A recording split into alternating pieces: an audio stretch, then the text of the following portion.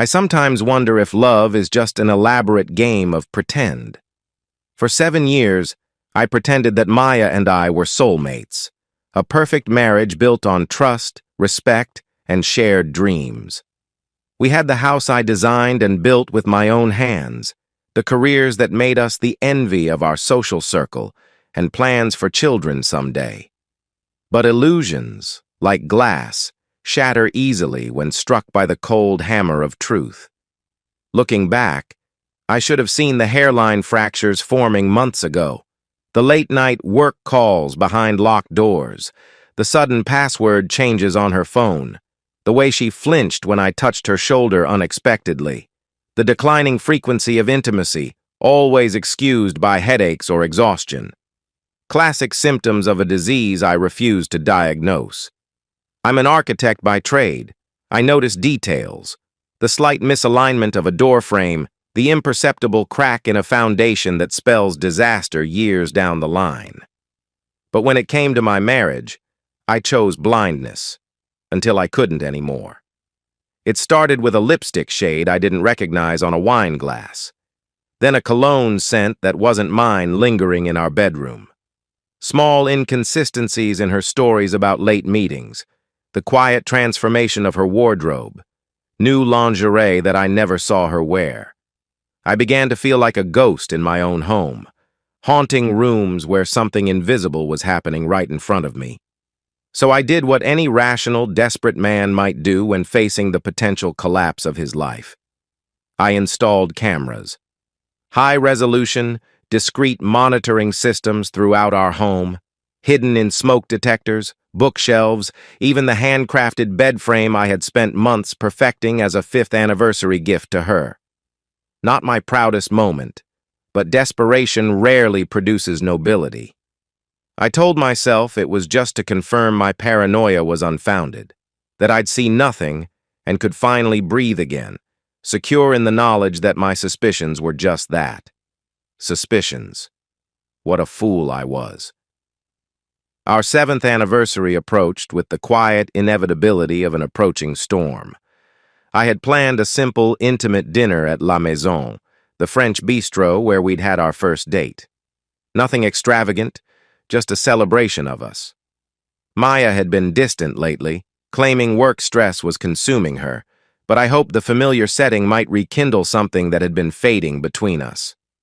That morning, I left a handwritten note on her pillow before heading to work. 7 years of building this life together. Looking forward to many more.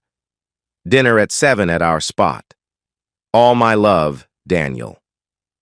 At 3:42 p.m., my phone buzzed with a text that would become the first domino in a cascade of destruction. I need space to think. Don't come home. No explanation. No context. Just 12 words that turned my stomach to lead.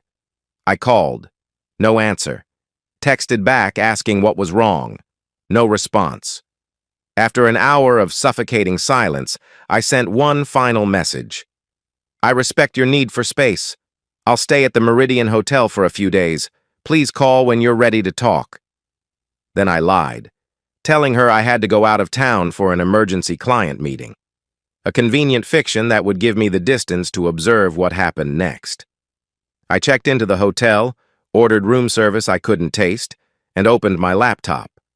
The camera feed from our home loaded instantly, showing Maya pacing in our kitchen, phone pressed to her ear.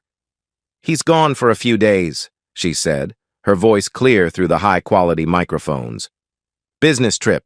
Yeah, perfect timing, right?" She laughed, a sound I once treasured but now felt like shards of ice in my veins. "Just come over. Bring that bottle of Barolo we've been saving. We can celebrate properly." Celebrate? Our anniversary, perhaps? But not with me. At 7:13 p.m., the doorbell rang. Maya had changed into a black silk dress I'd never seen before. She'd styled her hair, applied makeup more dramatically than usual. The camera in the foyer captured her smoothing her hands down her sides, taking a deep breath and opening the door. And there he was, Tyler Westfield, executive vice president at Maya's company, married father of 2. I'd met him twice at corporate events, found him arrogant, overly familiar with my wife. He'd remember me as the quiet, boring husband who nursed one scotch all evening while discussing structural engineering with anyone who would listen. He entered carrying an expensive bottle of wine and a smirk that made my blood simmer. He didn't wait for the door to close before his hands were on her waist, his mouth on hers. God, I thought he'd never leave, Tyler said, pressing her against the wall I had personally textured and painted a warm terracotta 3 summers ago. He thinks I'm journaling or something, Maya replied with a laugh that stripped away 7 years of memories in an instant. Poor Daniel, always so trusting, so boring. Boring. The word echoed in my mind as I watched them open the wine, my anniversary gift from last year, saved for a special occasion, and toast in the kitchen where I had cooked her breakfast every Sunday since we moved in. To your brilliant text message, Tyler said, clinking his glass against hers. To space. Maya smiled, that dimpled smile I once believed was reserved for me. He's probably sitting in some hotel right now, making lists of ways to be a better husband. They laughed. They drank. They ordered takeout from the Thai place down the street. Pad Thai for her, green curry for him. He knew her order. Of course he did. And then they went upstairs to our bedroom, to our bed. The bed I had designed and built from walnut and maple, sanding each piece by hand until it was satin smooth. I watched through the camera as another man undressed my wife on sheets I had changed just that morning. I closed the laptop. Some details don't need to be witnessed to be understood. For 3 days, I existed in limbo. I went through the motions of eating, showering, sleeping, but felt detached from my body. I watched the footage sporadically, enough to confirm that this wasn't a one-time lapse, but an ongoing affair conducted with casual cruelty toward the husband they believed was oblivious. He's too dull to ever find out, Maya said on the second night, nestled against Tyler in my spot on the sofa, sharing stories about me that once made her laugh, but now served as punchlines for my inadequacy. Too focused on his precious buildings to notice his marriage collapsing. Tyler kissed her shoulder. His loss is definitely my gain. I watched them shower together in the bathroom I had retiled myself, saw them drink coffee from my mugs at my kitchen island, heard them make plans for trips they would take once Maya finally left me. Just a matter of time, she assured him. They speculated about how I would react when she eventually asked for a divorce. Maya predicted tears and desperate promises to change. Tyler suggested I might not even fight it, being so passive and all. He'll probably just draw up the papers himself, Maya said. Always so proper, my soon-to-be ex. By the 3rd day, my shock had crystallized into something hard and cold. I made no plans to confront them, no dramatic scenes of catching them in the act. I'm not a violent man. I've never raised my hand in anger or even raised my voice during an argument. But I am methodical, detail-oriented, patient, and I know how to demolish a structure so thoroughly that not even the foundation remains. On the morning of the 4th day, while Maya and Tyler were still asleep in my bed, I began the systematic dismantling of the life we had built together. First, I called my attorney, Richard Stern, a shark in an Armani suit whose reputation for handling high-profile divorces preceded him. He had represented the ex-wife of Maya's former CEO in a scandal that had rocked her company 2 years earlier. The irony wasn't lost on me. I need your discretion and your ruthlessness, I told him, transferring a substantial retainer from my personal account. I have evidence of infidelity, and I want this handled quickly and definitively. Send me what you have, he replied, and secure your assets immediately. I did. Our joint accounts, drained into my private LLC. The investment portfolio, transferred to my name only. The credit cards under her name on our joint account, Canceled. The emergency fund she didn't know about moved offshore. Next, I listed our furniture on high-end consignment websites.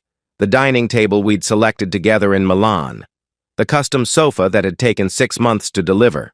The artwork we'd collected during our travels. Within hours, dealers were making arrangements for pickup. But the crowning achievement was Maya's designer collection, her pride and joy. Handbags, shoes, and clothing worth tens of thousands accumulated over years of investment purchases, as she called them. I photographed each piece meticulously and created auction listings with detailed provenance information. Collectors snapped them up within hours, paying premium prices for barely worn Chanel, Hermes, and Balenciaga. By noon, I had liquidated approximately $87,000 in assets. By 2 p.m., I had compiled and edited the most damning footage from the cameras, creating separate packages for various recipients.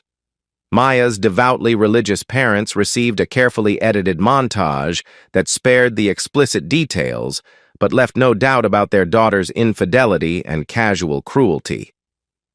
Your daughter has betrayed her marriage vows and mocked her husband behind his back, I wrote in the accompanying email. I thought you should know the truth before the divorce proceedings begin. Tyler's wife, Stephanie, received a more comprehensive package, complete with timestamps that aligned perfectly with his business trips and late meetings. I included screenshots of text messages between him and Maya, discussing their future plans together. I'm sorry to be the one to tell you this, I wrote to her, but I believe you deserve the truth, as do your children. The HR department at their company received the most professional compilation, focused entirely on the misuse of company time, resources, and the ethical violations of their relationship given their positions in the corporate hierarchy. As a concerned party with documentation of ongoing ethical violations, I feel compelled to bring this to your attention, I wrote, attaching calendar entries showing meetings that never happened, expense reports for lunches that covered their rendezvous, and snippets of them discussing how to manipulate schedules to maximize their time together. And then I waited. The responses came in rapid succession. Stephanie Westfield called me directly, her voice tight with controlled fury. I've suspected for months, she said, but seeing it, thank you for having the decency to tell me. My attorney will be in touch with yours. Maya's mother texted a single line. We raised her better than this. We're praying for your strength during this difficult time. And then the email from Maya's company's HR director. Mr. Harrington, we've received your documentation and are initiating an immediate investigation. Both parties have been placed on administrative leave pending our findings. By evening, everything was in motion. The furniture removalists had come and gone. The walls were bare where our photos had hung. The closets emptied of everything except a few of Maya's oldest items, things she no longer wore but hadn't discarded. I made one final trip to the house while they were still out, presumably dealing with the sudden collapse of their separate worlds. I placed a USB drive on her pillow with a handwritten label. For your reflection. On it, I included every minute of footage I had collected, every conversation, every mockery of our marriage, every plan they had made for their future at my expense. I added copies of the emails I had sent, screenshots of their messages, and financial statements showing the now empty accounts. And finally, I added a letter, not of rage or hurt, but of cold finality. Maya. By now you'll have realized that your actions have consequences beyond our marriage. I've respected your request for space and taken it several steps further. The house is empty because our life together was empty long before I removed the furniture. The money is gone because trust, once broken, cannot be refunded. Your reputation is damaged because you damaged something far more valuable. The 7 years I invested in a partnership that meant nothing to you. I will not fight you. I will not beg. I will not even hate you, as that would require an emotional investment I'm no longer willing to make. You have what you asked for. Space to think. I suggest you use it wisely. Daniel. In the bathroom, I took her favorite red lipstick, the one she had worn for him, not me, and wrote 5 words on the mirror. "You wanted space. I gave you exile." Then I left the house I had designed and built, knowing I would never return. The aftermath unfolded like a perfectly executed demolition. Maya called me 17 times that night. I let each call go to voicemail. Her messages evolved from confusion to outrage to desperate pleading. "What have you done? How could you expose me like this? My parents won't speak to me. My job is gone. Please, Daniel, we need to talk. I'm sorry. I made a terrible mistake. We can fix this." I texted a single response. "Contact my attorney. All communications will go through him from now on."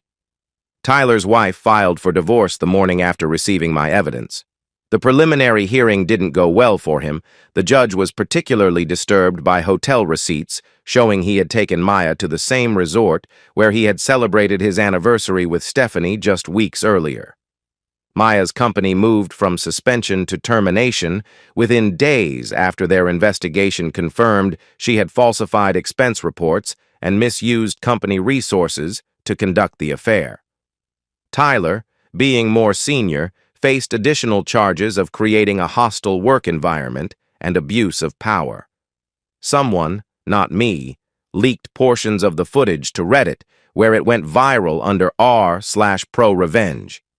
Maya's social media accounts were flooded with messages that ranged from mockery to outright harassment. She deleted her profiles within hours. Her family maintained their silence. Her friends, many of whom were mutual, chose sides quickly, most distancing themselves from the scandal.